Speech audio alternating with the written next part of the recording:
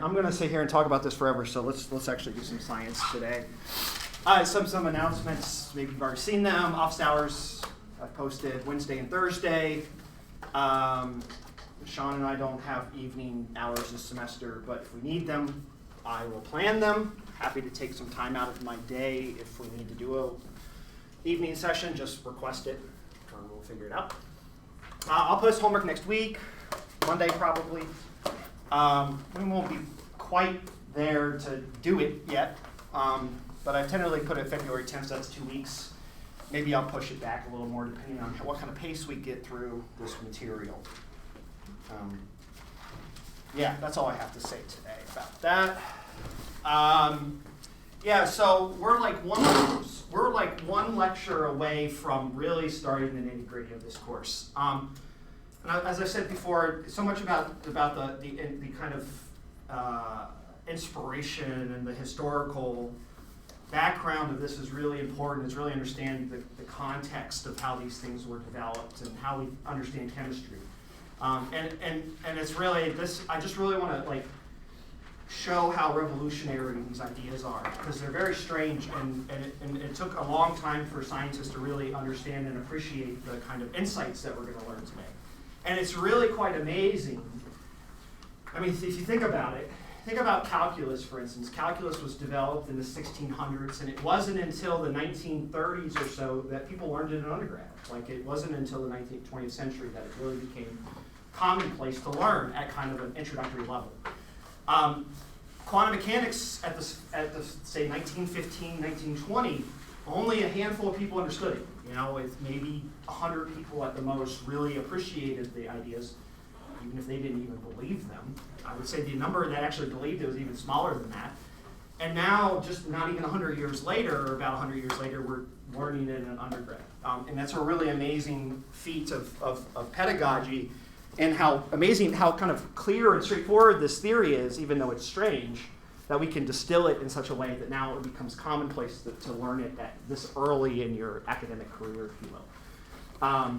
There's lots of stories like that in math and science, where crazy new things get discovered and only 2 people understand them, and then 10 years later you learn about it in school. And this is one of the great examples of that, right? So this happened very quickly.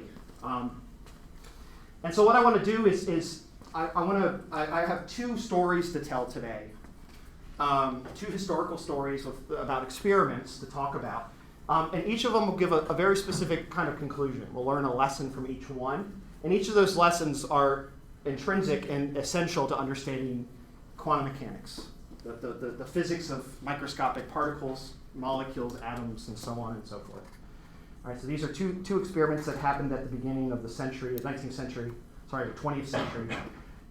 where our understanding of physics and understanding of the universe went completely chaotic, right? It was total chaos. There are things that we now understood that didn't make any sense at the time, and necessitated the creation of new ideas. And those new ideas are what we're learning this semester. Every quantum mechanics course starts with a history lesson for that reason, because these are, as I've said before, this is an empirical science. This was developed empirically. We had observations that we didn't understand, and so people came up with a way to describe those observations, and that's the story of quantum mechanics. So the first story I want to tell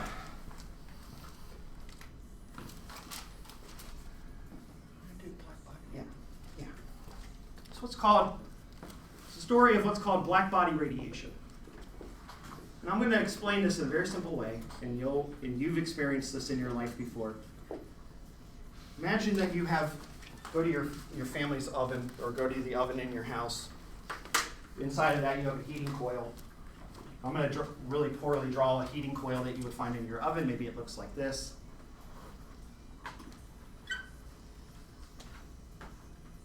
All right, so here's a heating coil. All right, and the idea is we're going to assume 2 things about it. One is all incident light is absorbed by the coil, which means it does not reflect. Okay, so it does not reflect. I think it's just black. Okay, it's a pure black object, right? Hence black body. Okay, so we have a black object that absorbs any incident radiation and doesn't reflect it.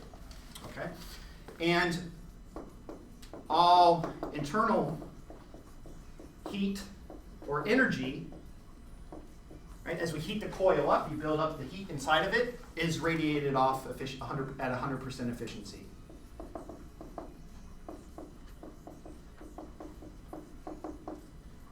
Okay, so as you heat it up, 100% of that energy that you put into it comes out as radiation. It's heat. Right? It radiates the heat off. Okay, so that's what a black body is. This is the definition of a black body. No reflection, and all internal energy can be radiated off as light or as heat or whatever you want to think about. And now think about what happens when you turn your oven on. Right? When the oven's off, the whole thing is black, right? It doesn't emit, to your eyes, it doesn't emit any light. Right? At 300 Kelvin, room temperature, it's just a black object. But as you start to heat it up, it starts to get warm. What happens? Well, it starts to glow red, right? It starts to glow red. Right? And what does that mean? Well, that means that this thing must be emitting, right? It was always very clear to people, even in the 19th century, that the thing starts to glow red. Well, that must mean that the object is emitting red light. Right? And they saw as it gets hotter, the light stops being red, becomes more blue, right? And eventually it gets so hot that you don't see any light anymore. Right, where it starts to emit in the ultraviolet. Of course, that would be really, really hot. But they had that understanding that, well, they have these coils, they heat them up, they glow bright red, right, as you heat them up, and that must mean that this thing is emitting light. And the color of the light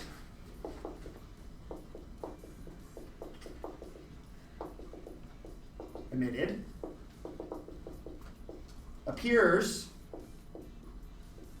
to be proportional to the heat, or the temperature. It's temperature.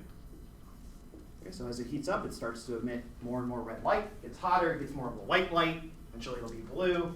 Eventually it goes away once it gets so hot. Of course, you have to be really hot for that to happen, but that's what's observed when you heat this up really high. Right, so they understood this, right? And at the time, of course, we know light is a wave. All right, so in the 19th, 20th century, that's what we knew, right? That the light is a wave. It's oscillating, and it transmits like sound in a fluid, but it's just a wave that has a frequency and a wavelength and an amplitude. You know, all of the things we know and love about oscillating waves, sine waves and cosines and so on. So the question there is how do we model this material, this black body, to come up with a theory that allows us to predict, given the temperature, what kind of light it emits. Okay, so people did this.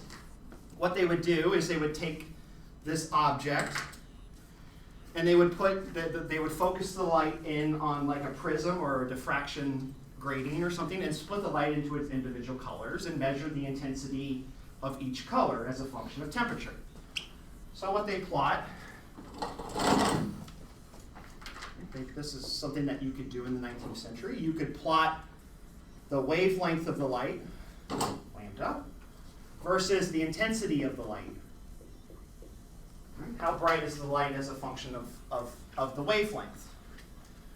And of course, as wavelength decreases, that also means that the frequency increases, right? We know both of those. Right, so whichever way you want to look at it,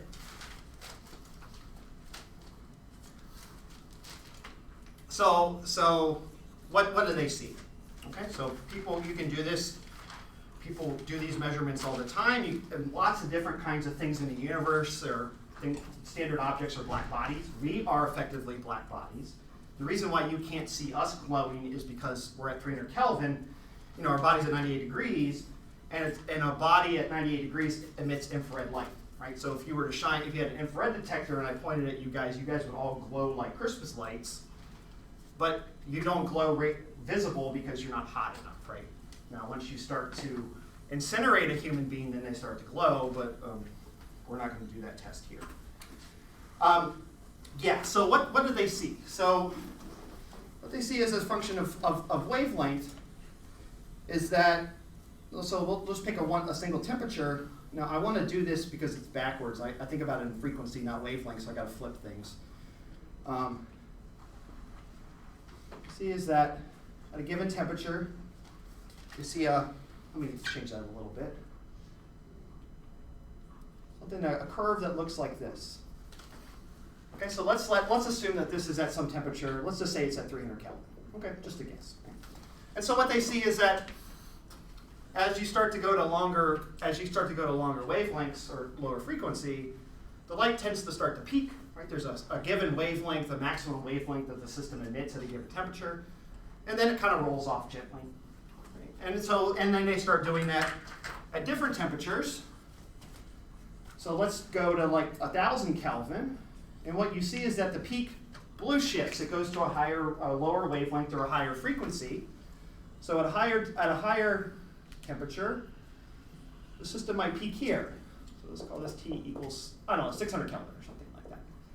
Right. So what happens is that it roughly has the same shape. The distribution, the spectrum, the intensity spectrum has the same shape. But what happens is that the peak starts to shift towards lower wavelengths. Or higher frequencies, right? So more blue. So I'll write that here. That red is in this direction, and I'll get a blue marker and write it. That blue is going in the direction. Just so we don't get lost here. So red's that way, and blue light is this way. Okay. And so then we can keep heating up to 1,000 Kelvin, and you see the same procedure.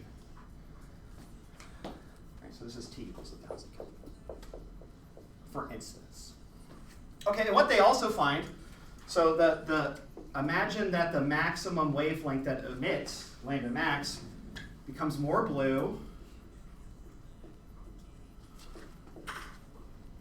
as T increases, and also the intensity at lambda max increases as T increases. So not only does the light start to shift more blue, but also the peak intensity also increases. It becomes brighter. Of course, it has more energy to radiate off, so as you get warmer, so the intensity at a given wavelength becomes greater. The intensity becomes greater. Right? So it gets brighter and it gets bluer. Okay, so in the 19th century, they could measure these things. No problem. Right? Studying black bodies was a common thing that people in physics did to understand, but the problem is they didn't have a theory. Right? You could do this empirically, but no one could come up with a way to come up with a function. Right? Say you plug in a temperature to get the black body curve out. Right? And not only what they find is that all black bodies exhibit the same spectrum regardless of shape and size. All right, the only thing that it's dependent on is the temperature. All right, but you can have a small coil, a big coil, it can be a sphere, it can be a spiral, it can be whatever you want. It can be the size of a human. All right, but you see the same curve at the same temperature. The same peak wavelength is consistent no matter what black body you have. Okay, as long as it's a black body, you get the same curve every single time. Okay, so that must mean that there's some universal theory. Right? That this is clear, that no matter what you measured, whatever black body measure, you get the same result. So there must be some way to calculate the intensity of a wavelength from a black body as a function of the temperature, right? Some theory.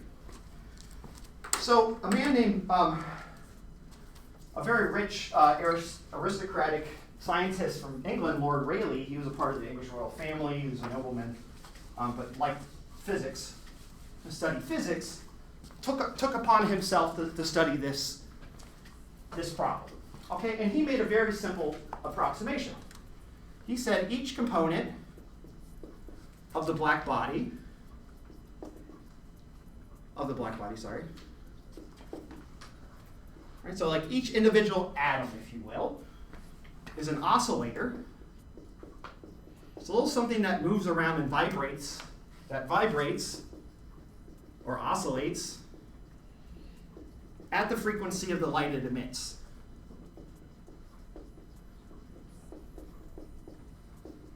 So the idea is, in order to generate a wave of a given wavelength or frequency, you need to have some mechanical motion of that same frequency inside of the material to emit a wave of that same frequency, by conservation of energy, if you will.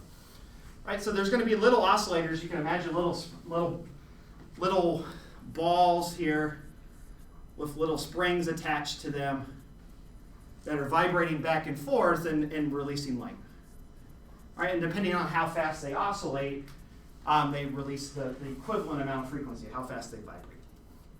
Okay, very natural way to approach this, right? In order for something to emit a wave, something has to move like a wave in order to emit the wave.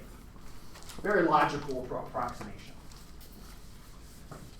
Okay, so what he did then is now consider, he did what every physicist does, is he takes a sphere, right, or a box, and fills it full of oscillators, and then solves the equation. Right?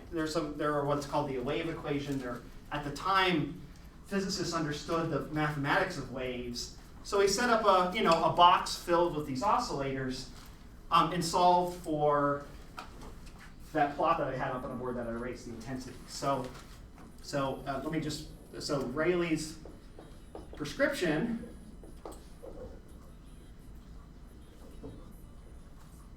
is represent object as a box of oscillators. Each oscillator emits light at its given oscillation frequency.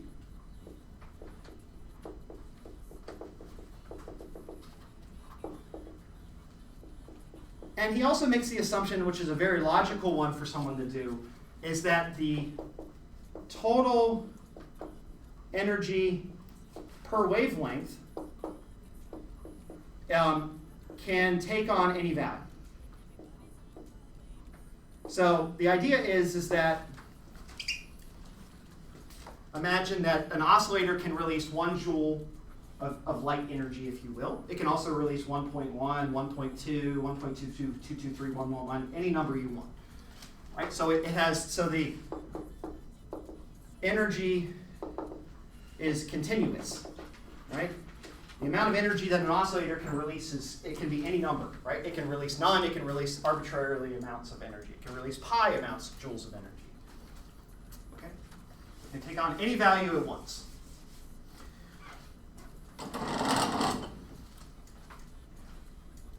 So what Rayleigh solves for is that he wants an equation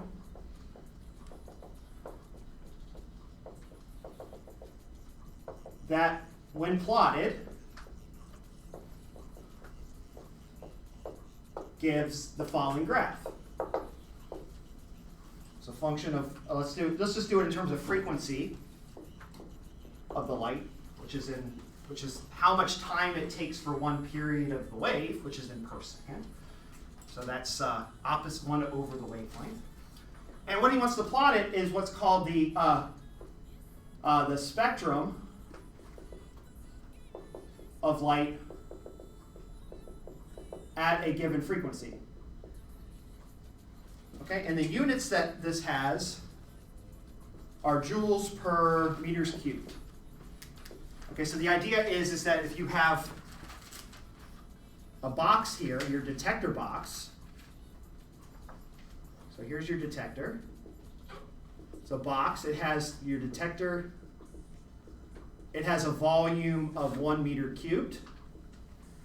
And this device, or this black body, is going to emit radiation at a bunch of different frequencies. I'll just, it could be long wavelengths, short wavelengths, and it's going to come into the box.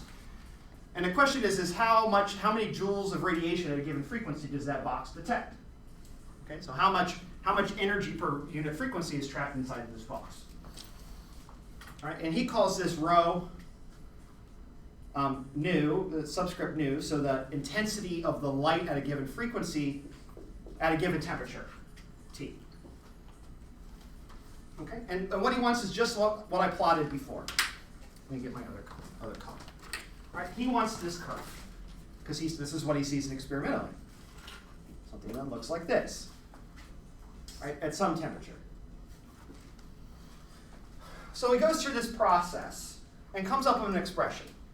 He says that, so what we're going to do instead is take, let me get a red marker so it's more clear.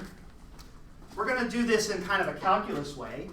We're going to take a very, very small region of frequency, so nu to nu plus dV, right? And we're going to calculate d rho of t at that point, right? And then integrate over the entire curve.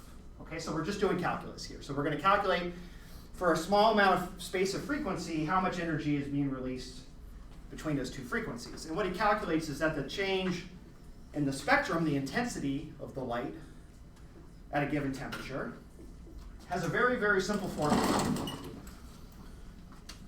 And it comes out to be 8 pi times Boltzmann's constant, Kb, from last year. Well, remember, that's just the single molecule gas constant over the speed of light cubed times the frequency squared times the change in frequency.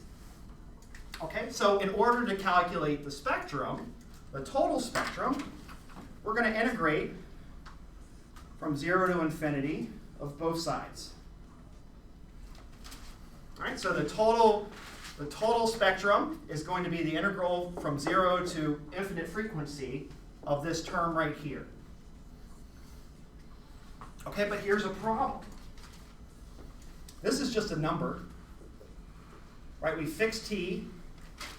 The speed of light and Boltzmann constant are just numbers. 8 pi is obviously a number, so it's just a number. So we have an integral of nu squared, v squared, or x squared, dx, from 0 to infinity. Well, that's infinite. It doesn't converge. Right? If you integrate v squared, you get v cubed over 3.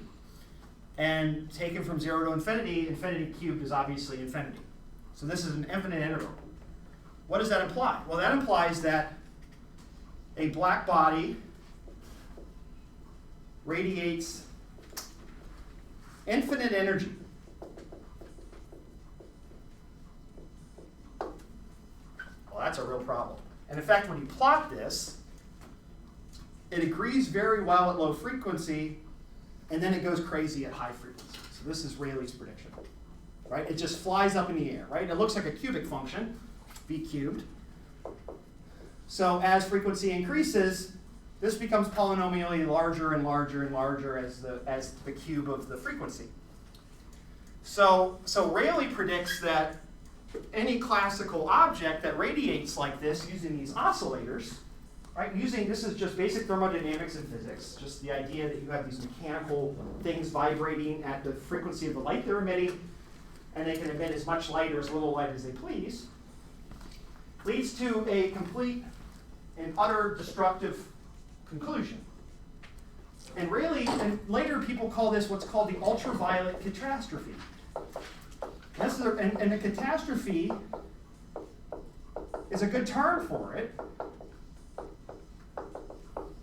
because it predicts that classically, everything that everyone knows about physics up until this point predicts that anything that has temperature radiates an infinite amount of energy, therefore it can't exist. Right? It's an absurdity, if you will, right? It would imply that if there was any heat in the universe, the entire universe would glow bright blue, infinitely bright blue. Right? It would just be one giant ball of light, and there would be nothing else other than light. Obviously, that's not the case. Not only does it not agree with experiment, but it also leads to an absurdity. So this was about 1895, 1890 that Rayleigh came up with this, and this was a big problem. And it took about 10 years for someone to come up with an idea of this. Right? How do we get the correct behavior? Right? How do we get a finite amount of energy at a given temperature? And a man named Planck, Max Planck, had a brilliant idea, a very controversial idea.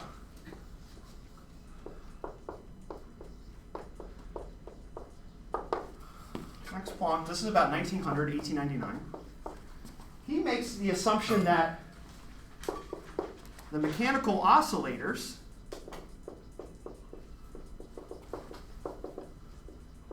cannot emit arbitrary amounts of energy.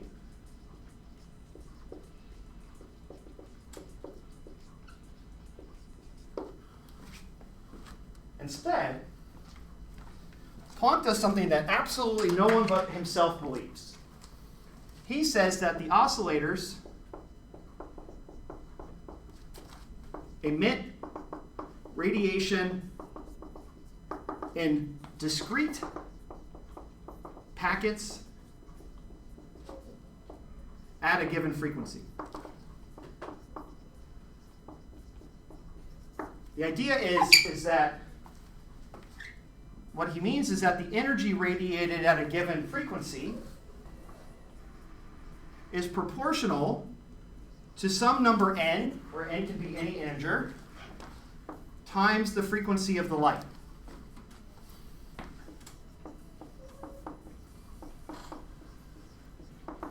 So what Rayleigh assumes is that n can be any number. But what Planck says is it can only be an integer. Right? That each unit of energy, you can't have arbitrary units of energy, you can only have integral discrete packets of energy.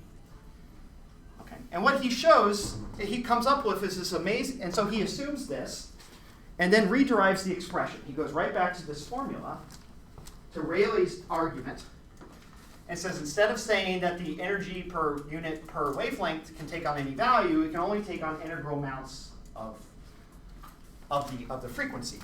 This is also equal to n times c over lambda. I'm converting frequency to wavelength here. That it comes in integral packs, right? You can create 1 unit of energy, 2 units of energy, but nothing in between. And so he comes back to this exact problem, assumes everything that everything that Rayleigh assumes, except for this assumption, and he comes up with a different expression. Planck's answer says that the intensity of the light at a given temperature is equal to a different number. So instead of Boltzmann's constant here, you have this new constant h. We'll talk about that number in a second. A new proportionality constant. And he actually derives a value for it from experiment. And what he shows is that the expression is proportional to v cubed, first of all, not v squared.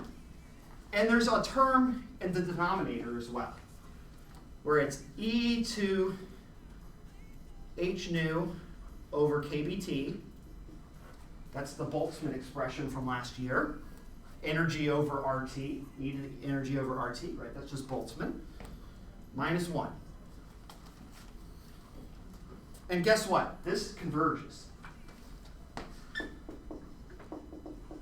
The total energy of this spectrum is finite. Okay? Now, I won't go through the integration on here, but it's a pretty straightforward integral, and you can make some assumptions about it as well to make it easier. But what you find is this gives you a number. It gives you a number. Once you integrate over the whole thing like we did here, it doesn't give you infinity, it gives you a number. Not only that, if you plot that result against the experiment, and here I'm going to do it in red, guess what? It agrees absolutely perfectly with experiment. Perfectly. Not only is it perfect, about 30 years ago, there was a satellite sent up into, it's actually around the same place that the James Webb Space Telescope is sitting right now. And the point of that telescope was to measure the black-body spectrum of the universe. So the universe has a residual temperature, it's about 4 Kelvin. And so therefore, if you look at the light being emitted from the universe, kind of on average, it has a spectrum that looks like black-body at 4 Kelvin. The peak of the radiation at 4 Kelvin is not in the visible, it's not in the infrared, it's actually in the microwave. It's about 1 gigahertz or 2 gigahertz. So it's like long wavelength because it's so cold. And what they show is that Planck's equation agrees with the black body spectrum of the universe to 1 part in a million. Right, 1 part in a million. And in fact, it would agree perfectly with the black body spectrum of the universe to even pass 1 part in a million if it turns out that the way that the universe was created causes fluctuations in it at 1 part in a million. So the physics break down at 1 part in a million. But if they didn't, then Planck would describe it perfectly. Right? Absolutely perfect. Okay, so Planck was right. Planck said, you take this idea and apply it to every black body spectrum that's ever been measured in the last 100 years, and it agrees perfectly. Every temperature, every frequency, every source, stellar, terrestrial, man-made, artificial, whatever. But the assumption is that energy isn't emitted in an arbitrary way. It's emitted in these discrete packets. He calls these packets quantum. Right? Hence quantum mechanics. This idea that energy is released in discrete packets. That microscopic objects cannot emit arbitrary energies, but rather discrete amounts of energy. And so he takes this point and drives it home even further. Planck makes a very clear expression. And it's now an expression we call Planck's law. Planck says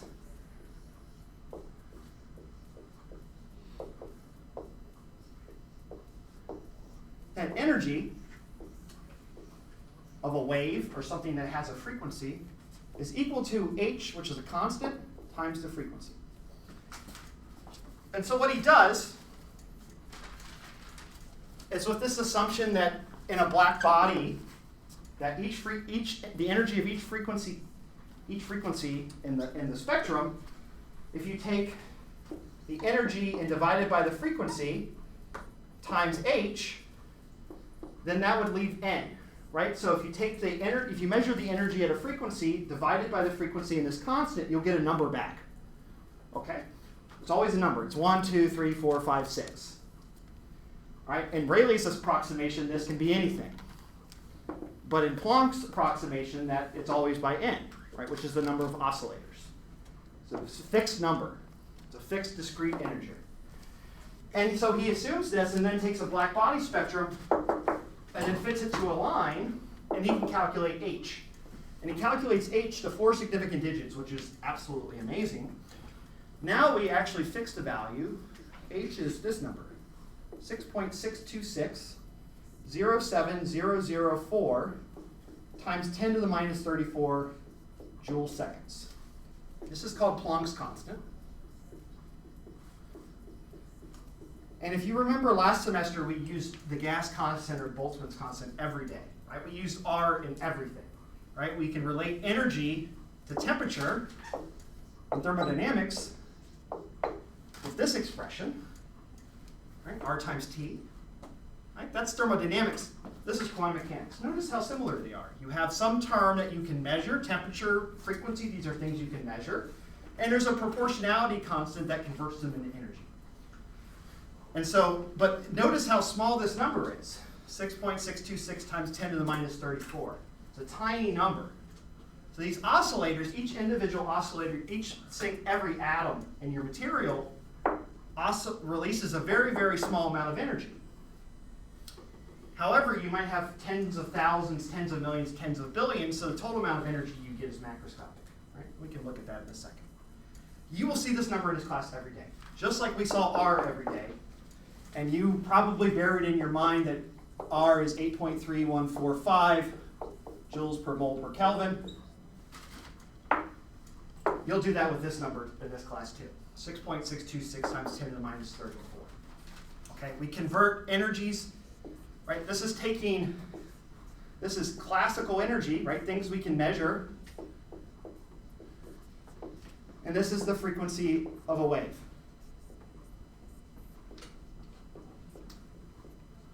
Okay? This is really interesting to physicists. Well, actually to everybody, because it's completely non-intuitive. Because when back in the day, when you think about classical waves, the energy content of a wave is not in its frequency, but its amplitude. Think about voltages, for instance, or currents, right? You can have, or like AC, right? All of the electricity in this entire country is transmitted at a frequency of 60 hertz. But the energy content has nothing to do with the frequency. It has to do with the amplitude of the wave, right? How many electrons are actually oscillating the current at that frequency, or the voltage, right? So it's so in classical physics, the way that Rayleigh understands it, is that the energy content is how big the wave is, not how fast it's oscillating, but how big it is. Right? How big are the troughs and the crests? That's what the energy of the wave is. But what Planck says is that that has nothing to do with energy. The thing about waves, the energy content of waves is in the frequency of it. Right? Nowadays, that should make a lot of sense to you because you've done spectroscopy. Right? Spectroscopy is, you know that as you start to increase the wavelength or increase the frequency of your light, you're increasing the energy. You're looking at higher energy processes in your molecules and your atoms. Right? We understand this intuitively, that frequency or wavelength is proportional to energy. But in 1900, that was heresy. Right? It completely defied logic. Right? That energy content of waves have nothing to do with the amplitude, but has to do with the frequency of the light. Okay? And so this stood around for about 10 years.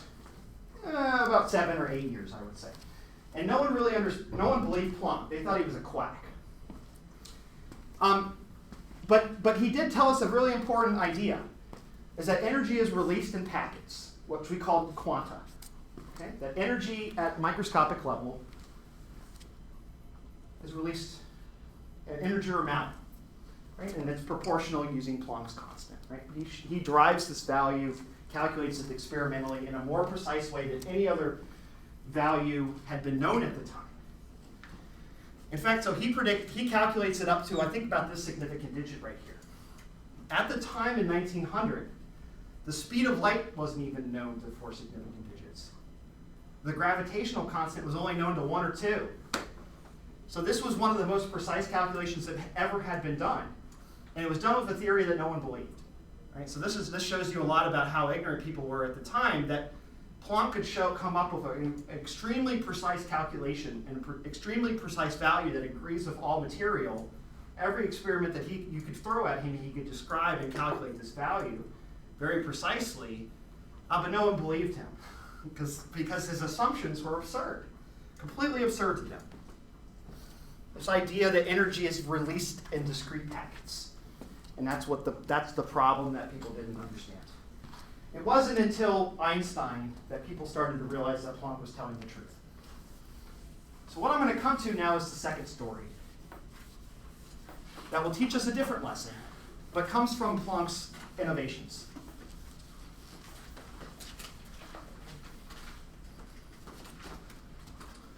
The next experiment is called the photoelectric effect.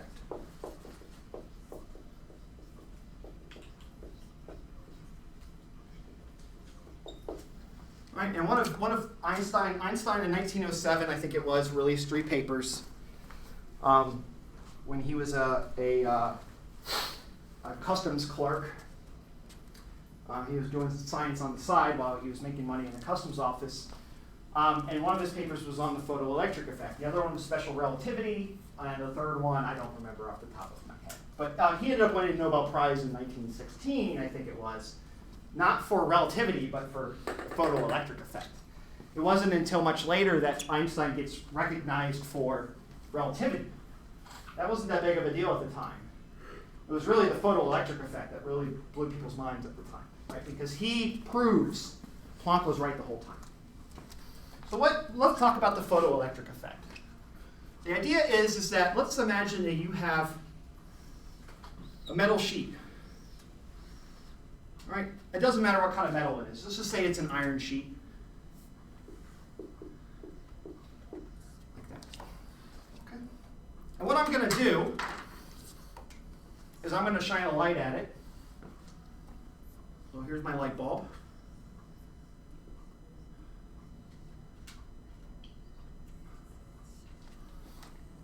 I'm going to shine some light at it at some frequency or wavelength. people notice is that when you have enough energy, enough light, and you shine it at a metal, that the end result is that the electrons on the metal, right? The electron, if you imagine a metal is just kind of like there's atoms in a lattice, and you got electrons floating all around. And if you shine enough light at it, then the electron kicks off and frees an electron. Okay.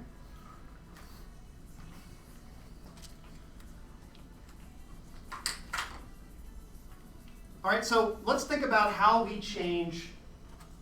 How can we modulate how many electrons come off, right? So the voltage or the current, if you will, of this process as a function of the light. Okay, so there are two options. One, we can make the light brighter.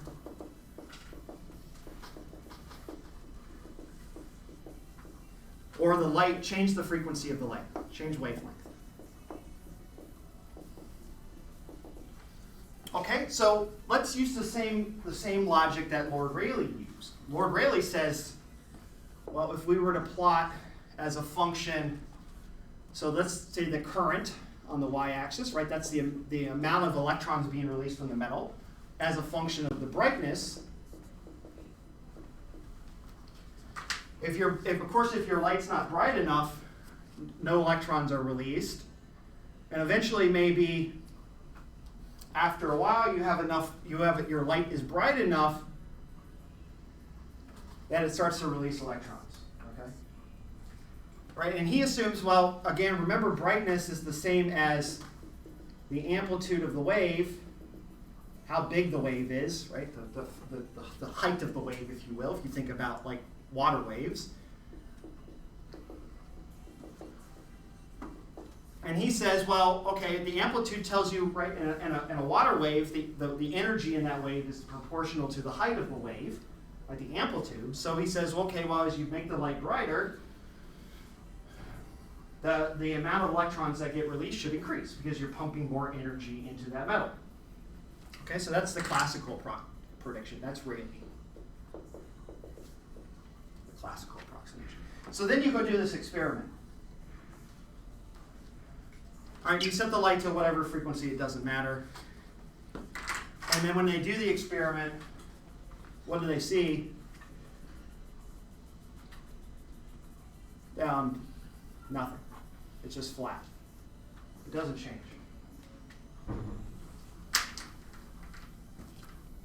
Okay. That's strange. Maybe the brightness doesn't have to do with it. Well, let's try the other one. Well, Rayleigh says, again, the frequency has nothing to do with the current, right? Only the amplitude of the wave provides energy to the metal. And so Rayleigh would predict this, right? That it's flat. That the frequency of the light has nothing to do with it. It has to do with the brightness. And guess what you find? Nothing, nothing, nothing, nothing, nothing. And then suddenly it turns on experimentally. It's dependent on the frequency of the light. So what did they observe? They observed that, and maybe I shouldn't change current. So let me call that voltage instead. I apologize. So I'll explain just a second. So what I mean by that. So what did they observe? Well, they observed that the number of electrons released is dependent on brightness.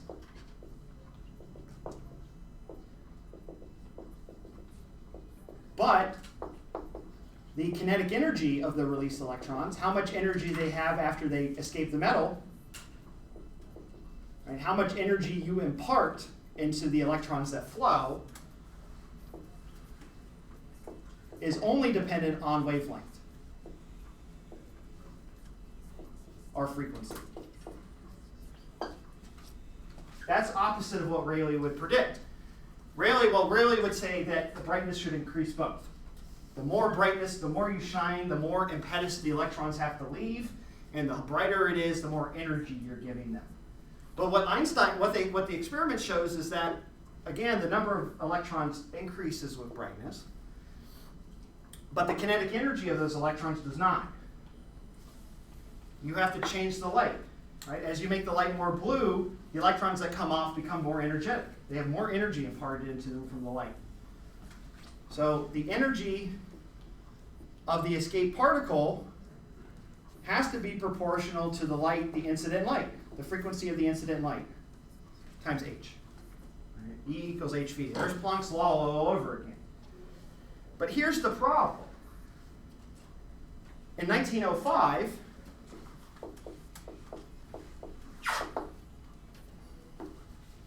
we had just discovered electrons at this point, 1907. Electrons were just basically known at this point.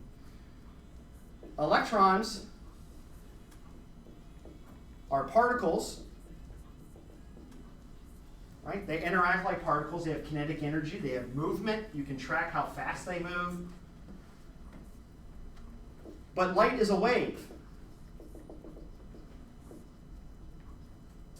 Right? And so waves impart energy through their brightness, their amplitude. Electrons impart energy by their speed. So those don't agree with each other. The only way that this would imply that this entire experiment implies that light collides with the electrons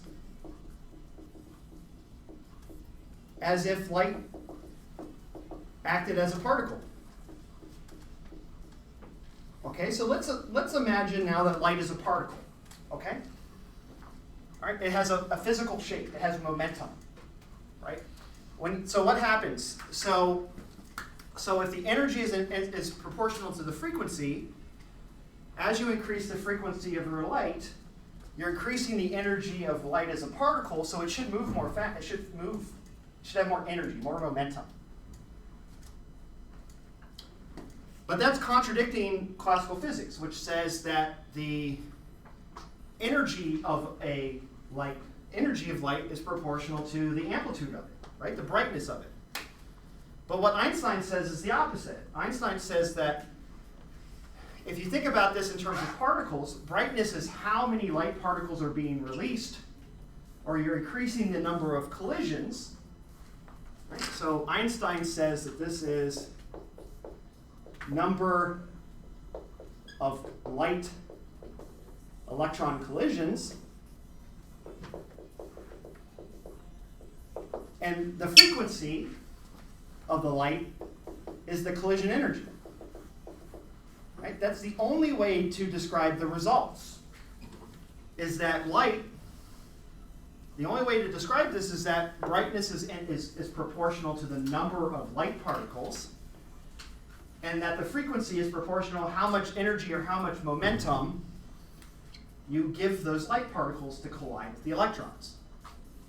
So that must mean, therefore, light acts like a particle. It collides with things. Right? And it imparts energy like a collision partner, like a car wreck, right? The faster the car moves, the more energy you impart in the wreck. And the more cars you have wrecking, the more wrecks you have, right? The more collisions you have. Right? That's all this is, right? It's just collisions. But here's the problem. That's a contradiction in their eyes. That light acts like a particle, right? We can describe this experiment like a particle, but light also acts like a wave, right? That's what we showed with the blackbody radiation, right? Blackbody radiation, we never made any assumptions about the light other than it's a wave, right? It works just like a wave in that context. But in the photoelectric effect, light acts like a particle. So Einstein comes up makes the decision. He doesn't agree with this decision. In fact, he spends the rest of his life arguing against it. But Einstein gives up and says, well, there's no other way to describe it but that light is simultaneously a particle and a wave. Particle and a wave. We call this particle wave duality.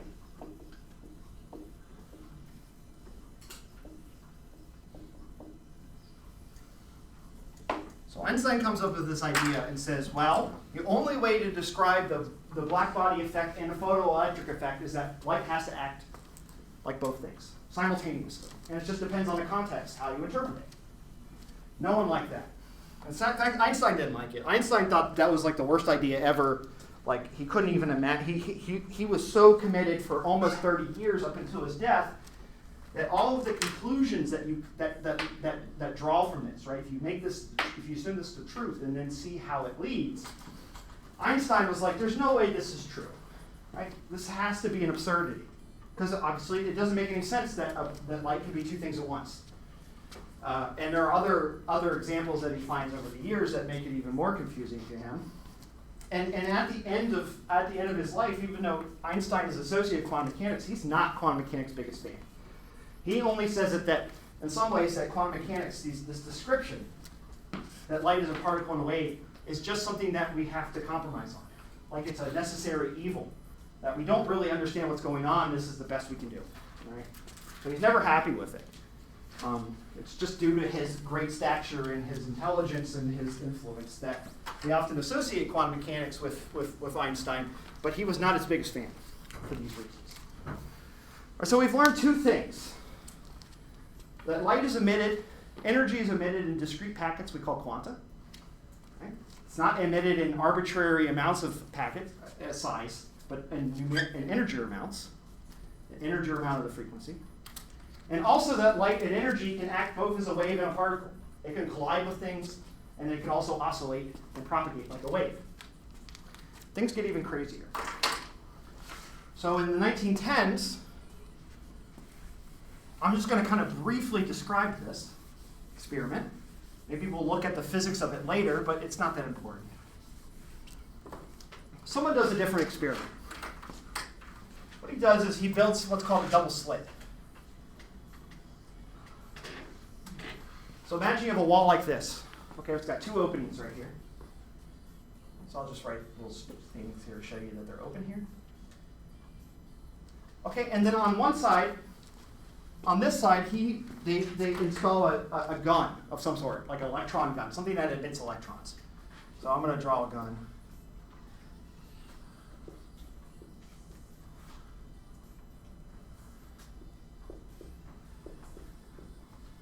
Right. And you can shoot guns through either of the two holes. Right? And on the other side is a screen that detects electrons. Imagine it's just a little screen that lights up.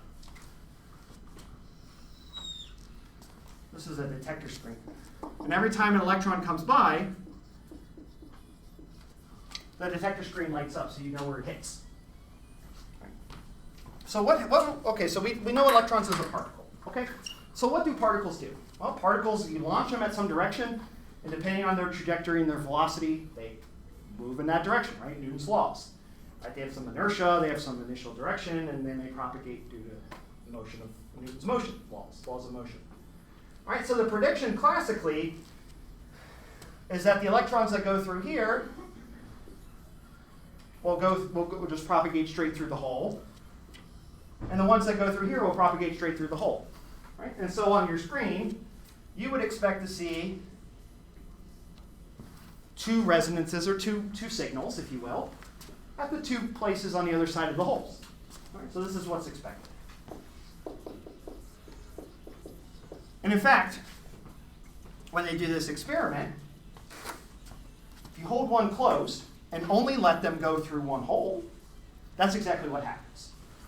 Okay, so if I close this one off and only allow electrons to pass through the top hole, that's exactly what you see. The electrons just fly through as if nothing happens and hit the screen on the other side.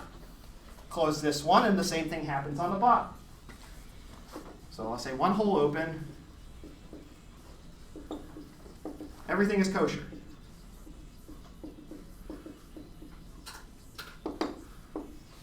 Electrons move like particles.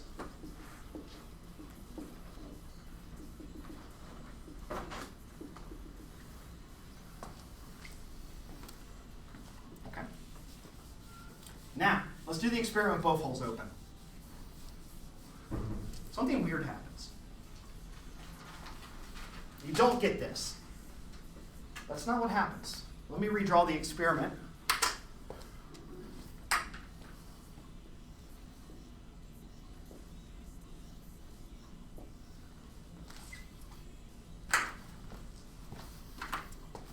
detector screen. So we know the electrons are flowing through here.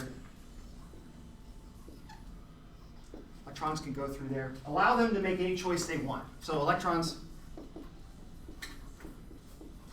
can randomly go through either hole.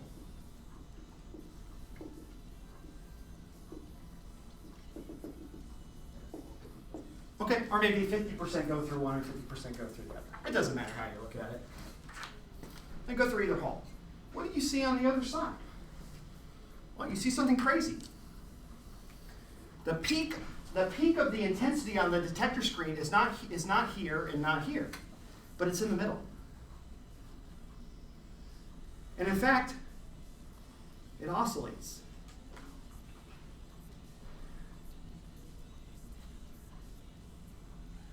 Like that. It doesn't do anything. It doesn't act like a particle at all. In fact, half of them end up in the middle, and then some of them end up on the edges. Now, that seems odd, but there's an equivalent experiment you can do that gives the same result. Let me draw it one more time.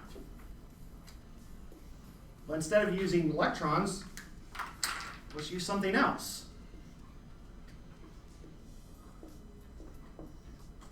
Let's use light. All right, so instead of having an electron gun, let's put our light bulb here and send light through the holes.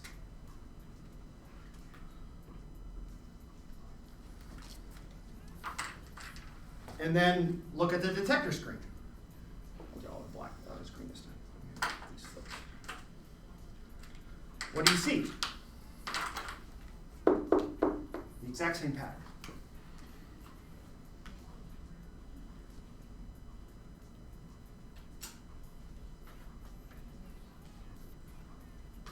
It's symmetric, but bear with me. It looks kind of like that, though. Same pattern. Electrons move through the hole exactly the same way light does. And in fact, this is predicted classically. This is predicted classically. Right? So Maxwell and all the old guys from the 1800s, they knew this happened. They did this experiment. And they explained it in a very simple way. When the light passes through here, you generate these waves that look like this. I'll draw a different color for the other slit. Right? And there's places where the waves interfere constructively and add together. And there are regions where the waves interfere destructively, where you have no result, right? Where it's dark. Okay, so when you have two waves propagating like this at the same frequency, there's going to be regions where they add constructively and add destructively. And you get this pattern like this. Okay, you can predict this with just some basic physics. Electrons give you the exact same result. It's as if the electrons propagate through the holes like waves.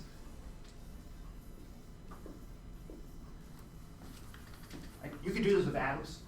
You can do this with, people have done it with all sorts of objects. The same result applies.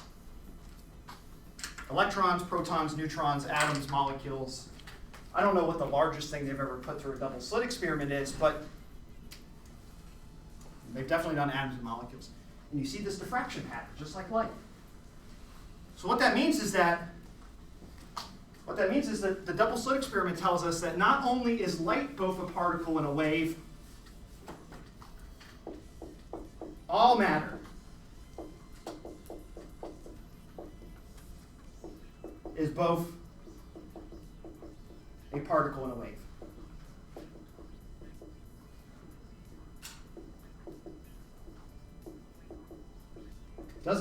Light is not unique. Every single object in the entire universe, we'll talk a little bit more about this on Monday, can be expressed as a wave. And it just depends on the context of the experiment that you're doing, whether the particle kind of perspective shows up or the wave perspective shows up, right? They're both there simultaneously, but it just depends on what experiment you're doing. So again, electrons here appear as waves because you're doing an experiment that is appropriate for waves, right? This is a diffraction experiment. Electrons diffract like waves and give you this diffraction pattern, like a wave. But if you shoot electrons at, if you shoot light at electrons on a metal, they fly off like particles, right? They have a kinetic energy, they have a temperature, and so on and so forth. Right? So it just depends on what experiment you're doing. You get a different perspective. Some, depending if your context is a wave-like context or a particle-like context. You get both solutions. Both are equivalent, right? You can explain this as a wave, but you can also explain this process from the perspective of a particle as well, which is very strange, right? This result is very wave-like, but in fact, there's a scientist in the 1940s. If you're from New York, maybe you've heard of him. He went to Stuyvesant High School in Manhattan and then went to Cornell, taught at Cornell for many years, won the Nobel Prize. His name is Richard Feynman. Won the Nobel Prize in the 1960s. He was on the Manhattan Project, and was also on his last endeavor in life. He was on the investigative committee to investigate the Challenger disaster. He comes up with this perspective. He talks about, and the story might be apocryphal, but bear with me. He's in a physics class at Cornell, and his professor talks about the double slit experiment. Okay, so, and Richard Feynman's kind of a smart ass. So he raises his hand and says, okay, great. So if there are two slits, electrons go through them, we see a diffraction pattern like they're waves. What happens if there's three slits? Well, the professor sits there and thinks and says, okay, well, you would expect to see a diffraction pattern associated with three slits. So then he raises his hand again, says, what about four? Well, the professor's getting a little annoyed by Dick, and says, Dick, well, it should be the same result, a diffraction pattern associated with four slits. Then he raises his hand again and says, what if there are infinite slits? Would you see the same result? And the professor stopped and thought for a second and had no idea how to answer that question. Right? What happens for an electron that has infinite slits? Right? What if this entire thing is just infinitely small slits? What do you see? Well, it turns out what you see is exactly this, a diffraction pattern associated with infinite slits. And what he says is that the electron, he comes up with this really brilliant idea. And in fact, he not only comes up with this idea qualitatively, he comes up with a theory to prove it. The electron's motion can be represented in a particle manner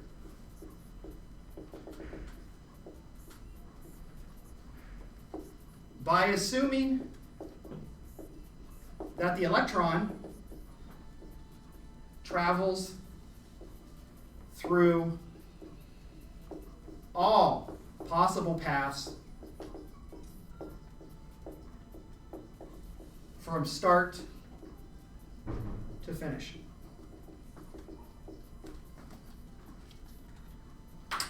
If you put one electron through a double slit, okay? Imagine you had a gun so accurate you could just emit one electron and put it through the double slit. Guess what you get?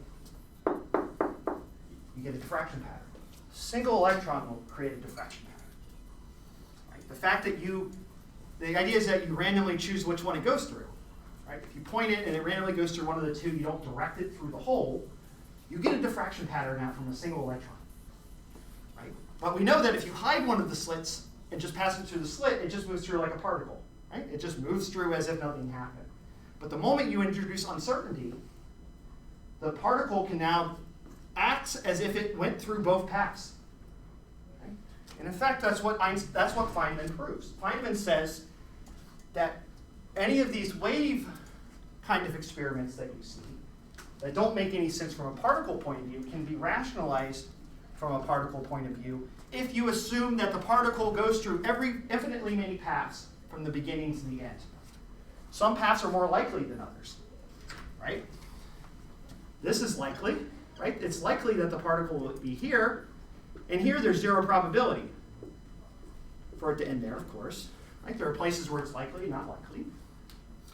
But the only way to describe why a single electron going through a double slit ends up giving you a diffraction pattern The only way you can assume that from a particle point of view is that the electron went through both holes and sampled every possible path there is. No, once again, people aren't happy with this, right? This result is counterintuitive. In fact, it's an absurdity, right? How can a particle go through infinitely many paths in a finite amount of time? And the answer is there is no answer to that question. It just does. That's just the way it works. And I'm going to say that time and time again in this class, and you'll probably hate me for it. But there are things in this class, there are things in the universe that we understand and we can predict, but we don't understand why they do it, right? The source, the origin of that is still a complicated matter. We'll talk about that. There's a philosophical aspect to this, right? We're assuming an absurdity, something that can't truly happen. How can something go through infinite many paths in a finite amount of time? But the fact of the matter is that one of the only ways to interpret this result is precisely that assumption. That's the only way to rationalize this idea of it being a particle and for it to show this wave-like propagation. Okay? So, not a lot of people like this.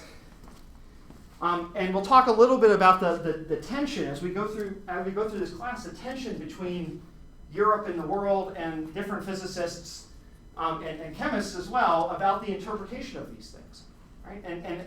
And so quantum mechanics in some ways is not a model, a true representation of the universe. It's just a model, right? It's a way to describe results. But the assumptions that we make are counterintuitive. They don't make any sense in the real world. But the only way we can describe the results is by making those absurd assumptions. Okay? And so people still argue about this to this day. This idea, Feynman's idea, has been kind of mainstream for about 50 or 60 years now. And there are still people who think he's crazy, 30 years after his death, right? There's still people arguing about this, right? Because it doesn't make any sense.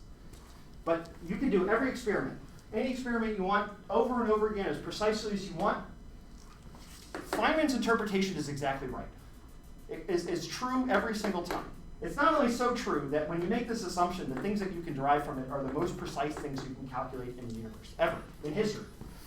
Feynman ends up calculating a number about the electron. He uses this model to talk about how the physics of the electron. And he calculates, just from this assumption, he can calculate certain properties of the electron to 11 or 12 significant digits. Right? This theory is incredibly precise. It agrees with every experiment known to mankind. You could predict everything with certainty. Right? It's so powerful that we can predict everything about the hydrogen atom to perfection. But it's made under assumptions that are completely absurd. This idea that particles, that all objects in the universe are both particles and waves, and the only way to rationalize objects where the wave and the particle kind of coexistence is important, like electrons, is to interpret them as waves and simultaneously objects that can move through every possible path from point A to point B. That's the only way to in some ways, get your logic to agree with experiment. Okay? So this is why I say quantum mechanics is difficult. Again, the math is tough, but it's not super tough. The tough thing is to get your mind around this, right? Because you're making assumptions about the universe that don't make any sense to you logically. Right? How is that even possible? But you have to make these assumptions because by making these assumptions, you get all the right answers. So something has to be true. So look at about 5 minutes left. Okay, any questions about this so far? All right, so this kind of sets the stage. So these are the 2 big points I want going into next week. One is that energy is released in discrete packets called quanta. Okay? We're going to see this idea of marking energies with numbers, 1, 2, 3, 4, 5, 6, in everything we do in this class.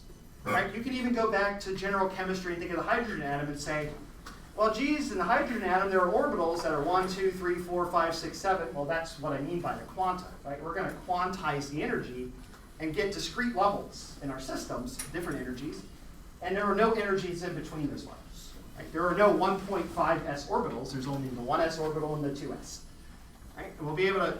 That's Planck's Planck's conclusion that the world is quantized, and that we can answer, and then the second story before I'm finished, is that we can answer any question in physics by either assuming a particle or a wave.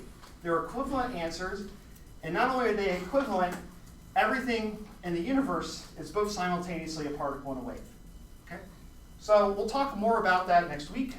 We'll dive into this idea of things being a wave, and it will allow us to build a model for how to derive chemistry from the ground up. Just that one assumption, these two assumptions. Okay? So on Monday, we'll get started with all that. We'll talk about what it means to be a wave. We'll talk about you being a wave. And I'll see you guys on Monday. Have a nice weekend.